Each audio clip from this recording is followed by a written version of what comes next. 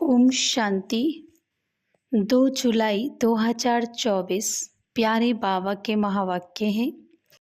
मीठे बच्चे, तुम यहाँ याद में रहकर पाप दग्ध करने के लिए आए हो, इसलिए बुद्धि योग निष्फल ना जाए, इस बात का पूरा ध्यान रखना है।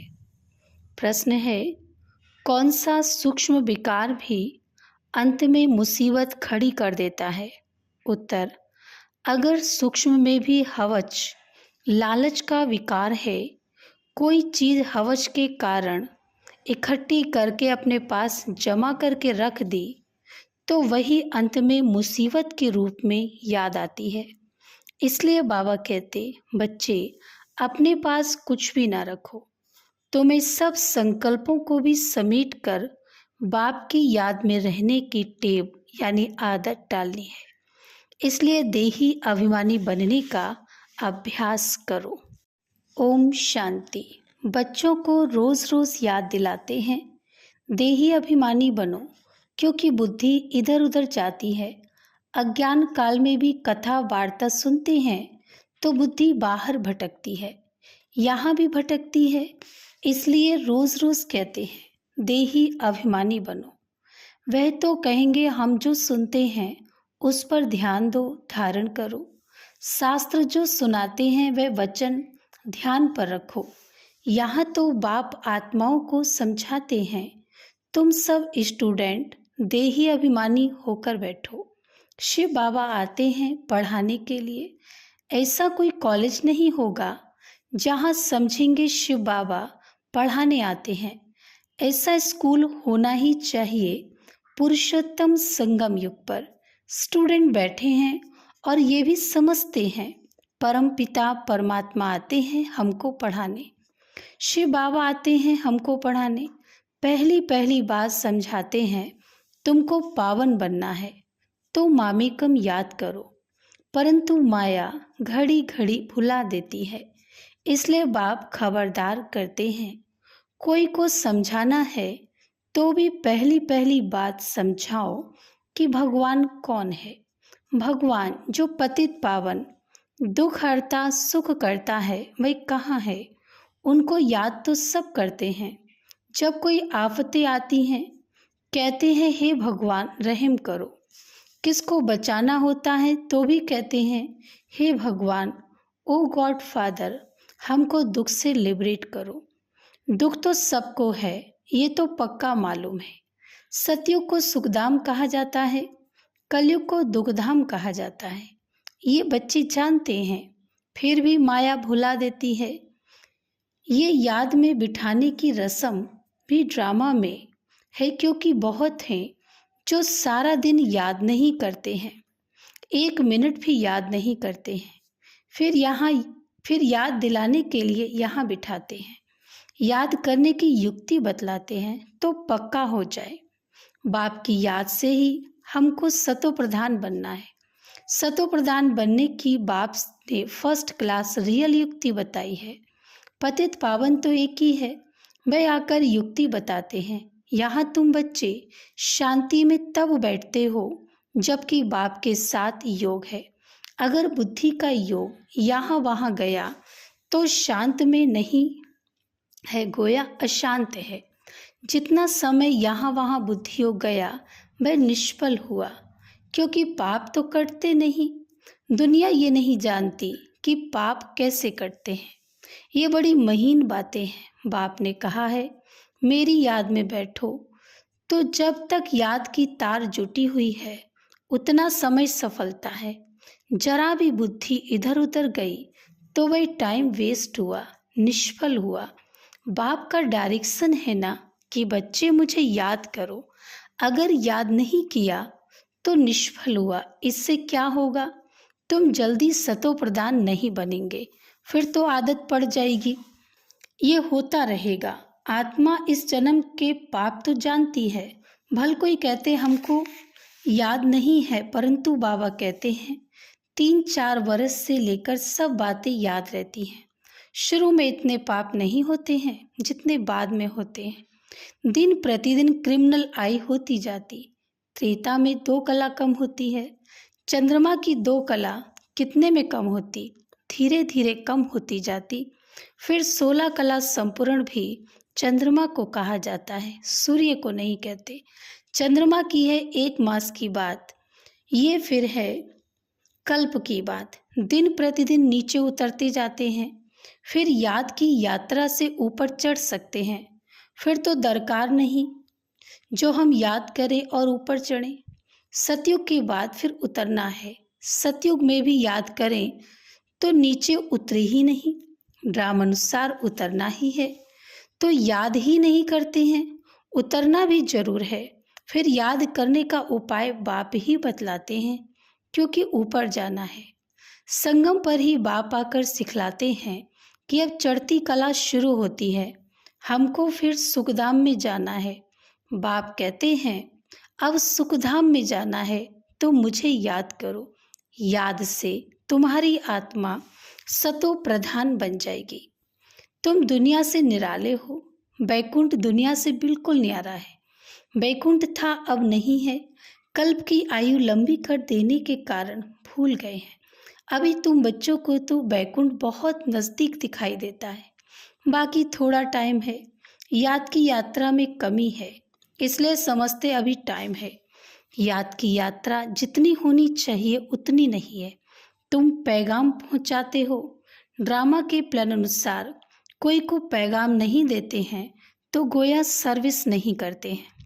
सारी दुनिया में पैगाम तो पहुंचाना है कि बाप कहते मामी कम याद करो। गीता पढ़ने वाले जानते हैं एक ही गीता शास्त्र है जिसमें ये महावाक्य हैं, परंतु उसमें श्री कृष्ण भगवान वाच लिख दिया है, तो याद किसको करें। भल शिव की भक्ति करते हैं, परंतु यथार्थ ज्ञान नहीं जो श्रीमत पर चले।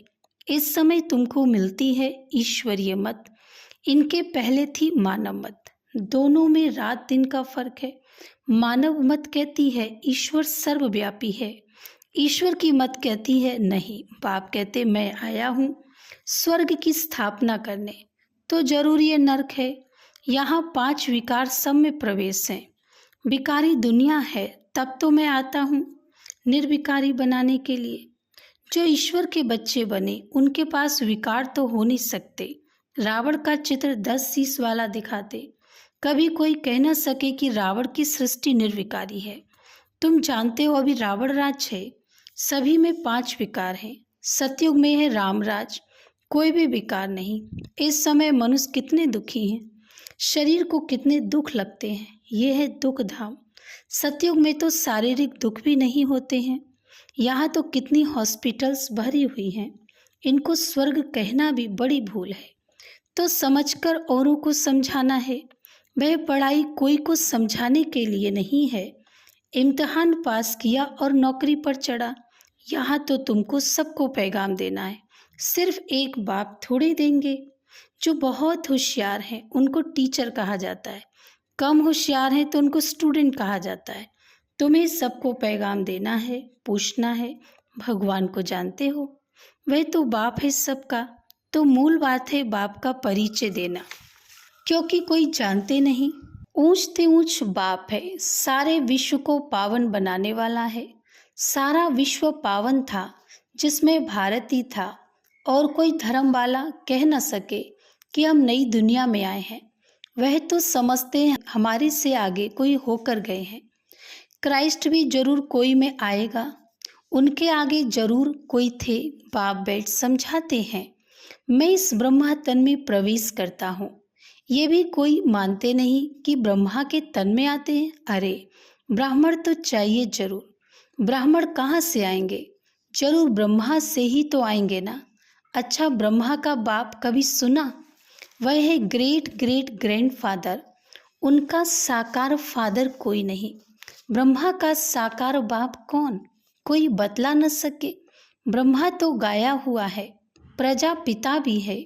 जैसे निराकार शिव बाबा कहते हैं उनका बाप बताओ, फिर साकार प्रजापिता ब्रह्मा का बाप बताओ। शिव बाबा तो एडॉप्ट किया हुआ नहीं है, ये एडॉप्ट किया हुआ है। कहेंगे इनको शिव बाबा ने एडॉप्ट किया, विष्णु को शिव बाबा ने एडॉप्ट किया है, ऐसा नहीं कहेंगे। ये तो तुम जानते हो, ब्रह्मा सो विष्णु बनते हैं, एडॉप्ट तो हुआ नहीं। शंकर के लिए भी बताया है, उनका कोई पार्ट है नहीं। ब्रह्मा सो विष्णु, विष्णु सो ब्रह्मा, ये 84 का चक्र है। शंकर फिर से कहाँ से आया? उनकी रचना कहाँ है? बाप की तो रचना है, वही सब आत्माओं का बाप है, और ब्रह्मा की रचना है सब मनुष्य। शंकर की रचना कहाँ है? शंकर से कोई मनुष्य दुनिया नहीं रची जाती। बाप आकर ये सब बातें समझाते हैं, फिर भी बच्चे घड़ी घड़ी भूल जाते हैं। हर एक की बुद्धि नंबरवार है ना, जितनी बुद्धि उतनी टीचर की पढ़ाई धारण कर सकते हैं। ये है बेहद की पढ़ाई, पढ़ाई के अनुसार ही नंबरवार पद पाते हैं। भल पढ़ाई एक ही है, मनुष्य से देवता बनने की, परंतु डिनास्टी बनती है ना, ये भी बुद्धि में आना चाहिए कि हम कौन सा पद पाएंगे। राजा बनना है तो मेहनत का काम है। राजाओं के पास दास दासियां भी चाहिए। दास दासियां कौन बनते हैं ये भी तुम समझ सकते हो। नंबरवार पुरुषार्थ अनुसार हर एक को दासियां मिलती होंगी, तो ऐसा नहीं पढ़ना चाहिए जो जन्म जन्मांतर दासी बने। पुरुषार्थ करना है ऊंच बनने का। तो सच्ची शांति बाप की याद में है। जरा भी बुद्धि इधर उधर गई तो टाइम वेस्ट होगा, कमाई कम होगी, सतो प्रदान बन नहीं सकेंगे। ये भी समझाया है कि हाथों से काम करते रहो, दिल से बाप को याद करो। शरीर को तंदुरुस्त रखने के लिए घूमना फिरना ये भी भल करो, परंतु बुद्धि में बाप की याद रहे। अगर साथ में कोई हो तो झरमोई झगमोई नहीं करनी है। ये तो हर एक की दिल गवाही देती है। बाबा समझा देते हैं, इसी अवस्था में चक्कर लगाओ। पादरी लोग जाते हैं एकदम शांत में। तुम लोग ज्ञान की बातें सारा समय तो नहीं करेंगे, फिर जवान को शांत में लाकर शिव बाबा की याद में रेस करनी है। जैसे खाने के समय बाबा कहते हैं, याद में बैठकर खाओ, अपना चार्ट देखो। बाबा अपना तो बताते हैं कि हम भूल जाते हैं। कोशिश करता हूँ, बाबा को याद करता हूँ, बाबा हम पूरा समय याद में रहूँगा। आप हमारी खांसी बंद करो, शुगर कम करो। अपने साथ जो मेहनत करता हूँ वह बताता हूँ, परंतु मैं खुद ही भूल जाता हूँ, तो खांसी कम कैसे होगी। जो बातें बाबा के साथ करता हूँ वह सच सुनाता हूँ। बाबा बच्चों को बता देते हैं, बच्चे बाप को नहीं सुनाते, लज्जा आती है।